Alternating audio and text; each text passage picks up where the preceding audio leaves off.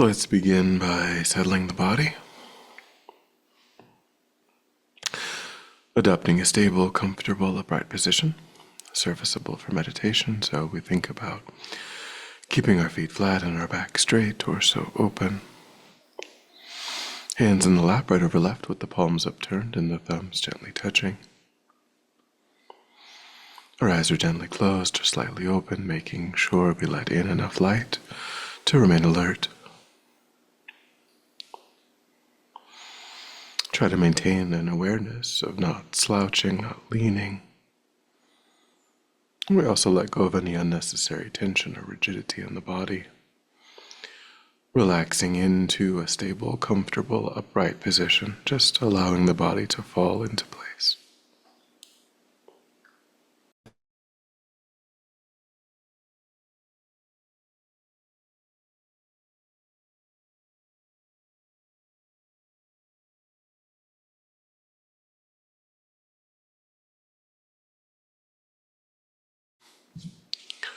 And we begin to let go of attending to the outside world, allowing sights and sounds to be as they are, without investigation, constraining our awareness just to the body and mind.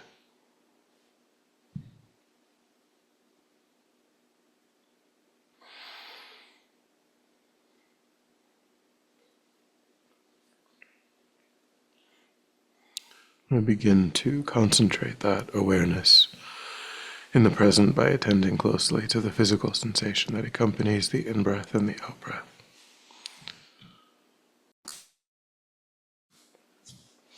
Particularly in the space around the opening of the nostrils.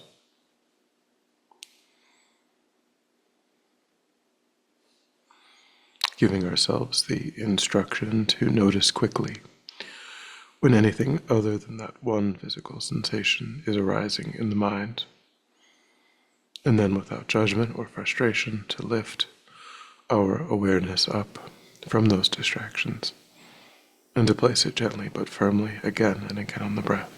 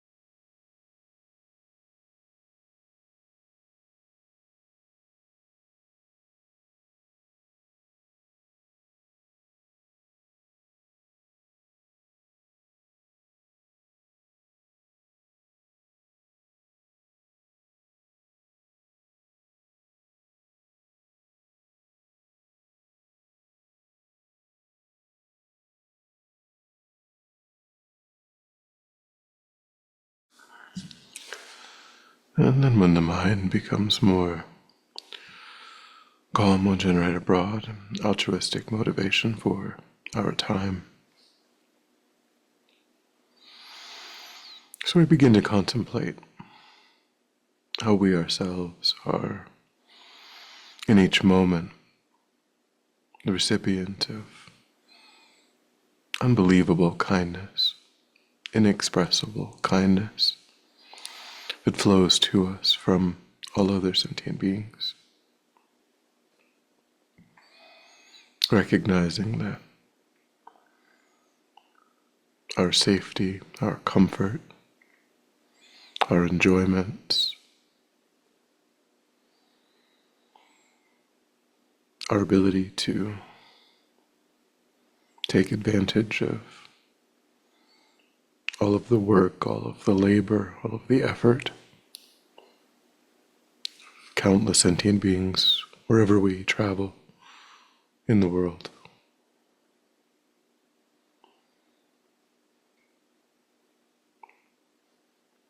is due to their kindness.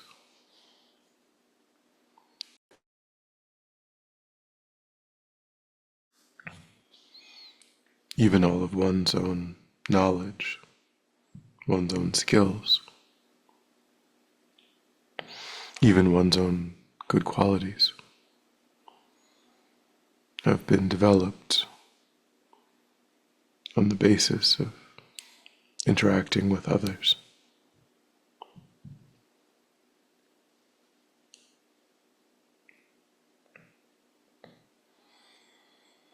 And these sentient beings, these kind sentient beings, are meeting with suffering again and again without choice.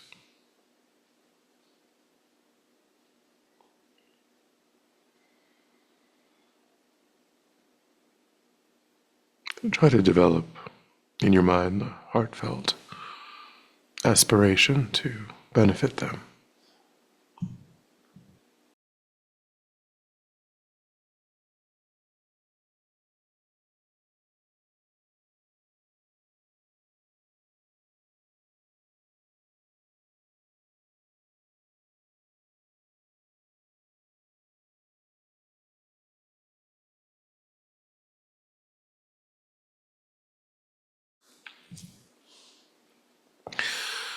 I think if I am able to benefit them, it will depend upon developing in my own mind a deep, abiding familiarity with the kinds of states of mind that give rise to that sort of beneficial activity. And it will depend upon reducing the states of mind that, rather than give rise to beneficial actions, often, in addition to disturbing my own peace of mind, give rise to motivate actions that cause harm for others.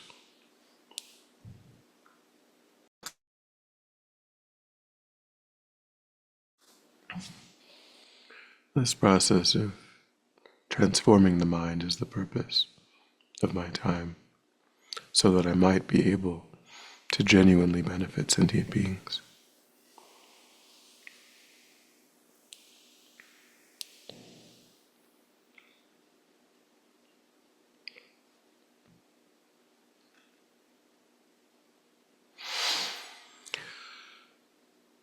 And with that motivation today, we will begin again to contemplate the factors in our own mind that we need to bring greater and greater awareness to, that are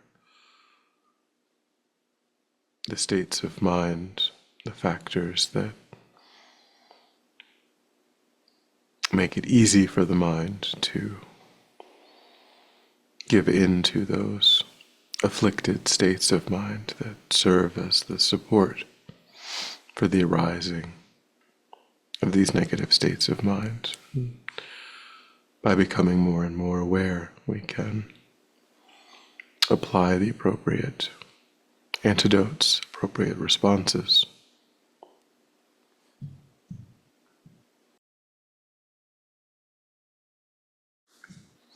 So the first of these factors is the the reality that our minds are predisposed toward the arising of these negative states of mind. The seeds of these negative states are present in the mind itself.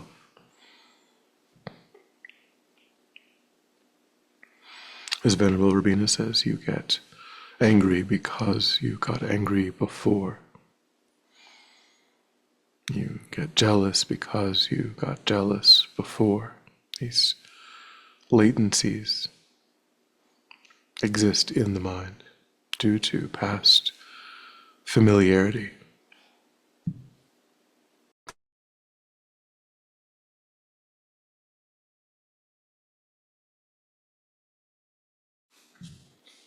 We may not be angry in this moment. We may not be jealous in this moment, but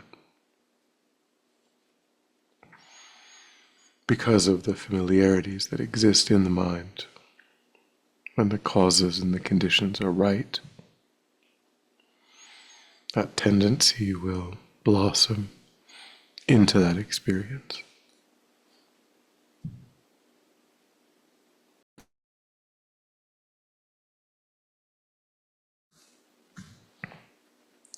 So begin to think back over the past few weeks.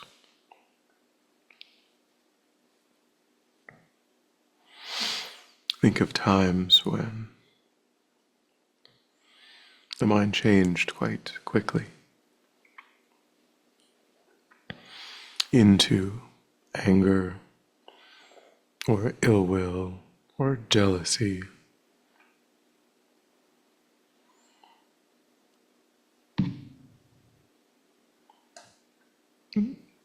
And notice how the mind was quite relatively calm, relatively peaceful.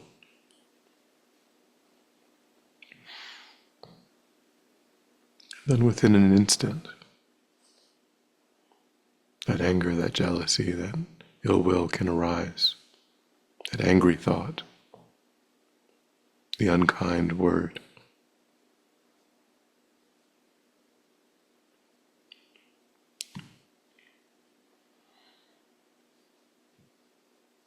To recognize that those predispositions are always there in the mind.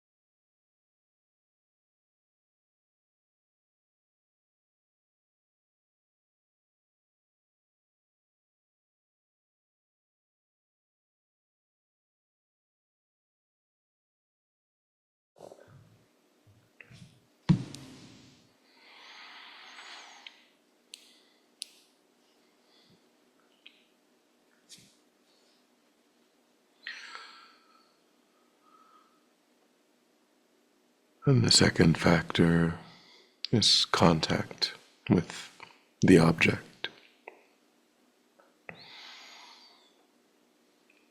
So I think that whenever it is that I meet with a pleasant object, attachment will strongly arise in my mind.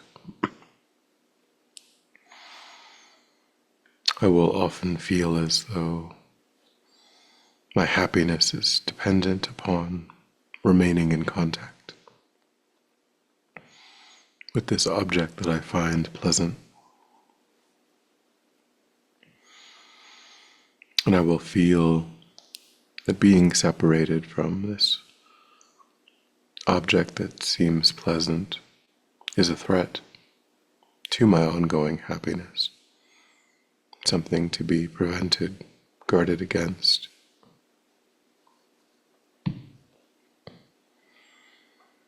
When I meet an object that seems to me to be unpleasant, strong aversion arises in my mind, and I find being in contact to be that which is threatening my happiness, that my happiness depends upon being separated from this object of aversion.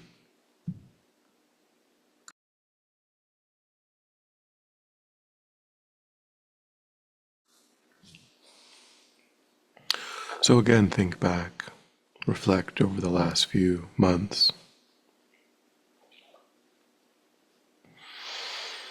What are objects of attachment in your own life?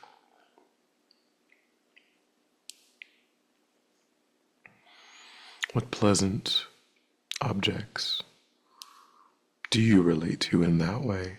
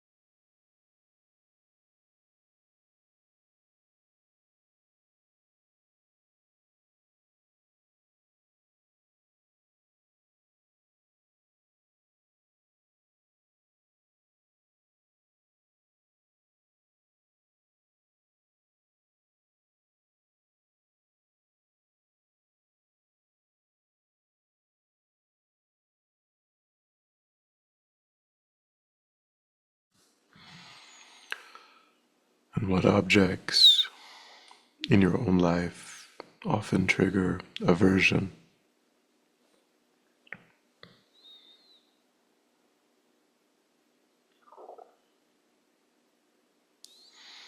What patterns can you identify in these objects of attachment and aversion?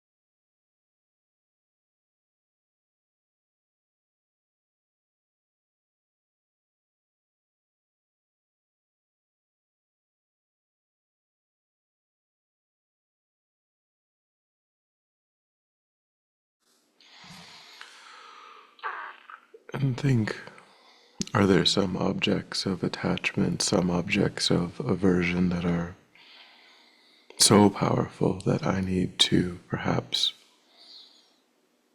reduce my contact with? I need to think about just keeping some distance from.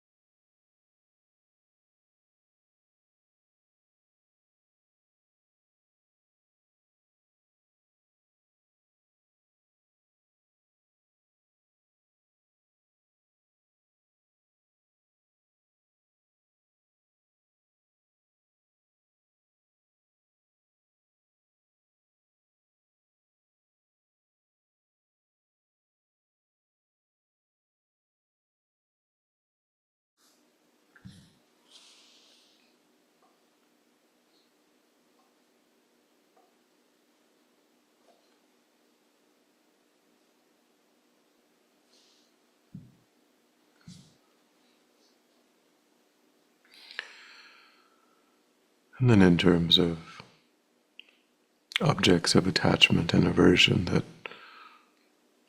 I will be coming into contact with, what are the ways in which I can relate to these objects in a more balanced, more realistic way?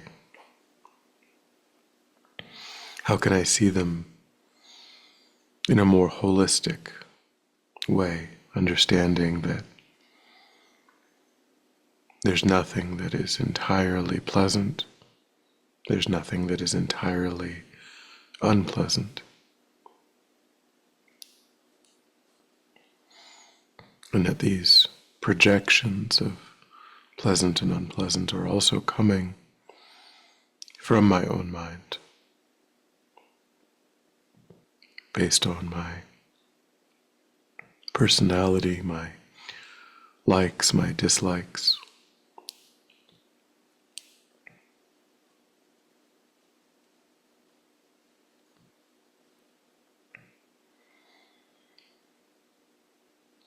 How can I analyze these objects of attachment and aversion and see them with the eyes of wisdom?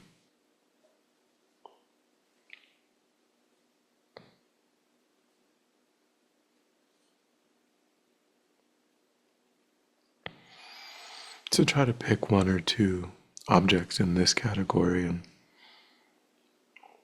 come up with these strategies for getting a more well-rounded picture of them, refuting their appearance as made of happiness or made of suffering, understanding that that is not true.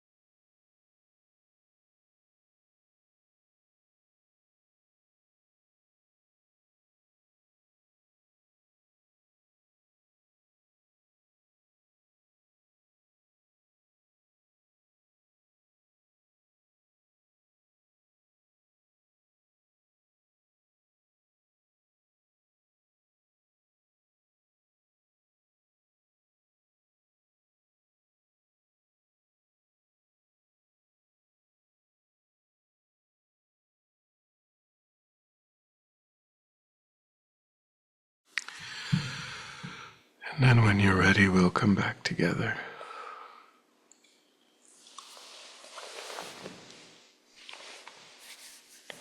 We'll dedicate. So recollect your altruistic motivation and think that by having engaged in this contemplation, you've actualized that motivation, and that has generated positive energy in your mind. And think that you freely offer the fruit of your practice, that positive energy, for the benefit of all sentient beings, without exception. Thinking strongly, when this positive energy ripens, may it serve as a cause and condition to eliminate war, conflict, poverty, famine, disease, disasters, all painful inner and outer conditions. May it fully ripen the minds of all sentient beings. May they quickly meet perfect teachers and arise in the state of full enlightenment. May I too achieve the state of enlightenment, so that I might work for the benefit of sentient beings perfectly. May any obstacles facing the Guru's long life be completely dispelled. And may I and all sentient beings in this moment come under the joyful care and guidance of enlightened beings. May we be guided and protected until we swiftly achieve that state of enlightenment.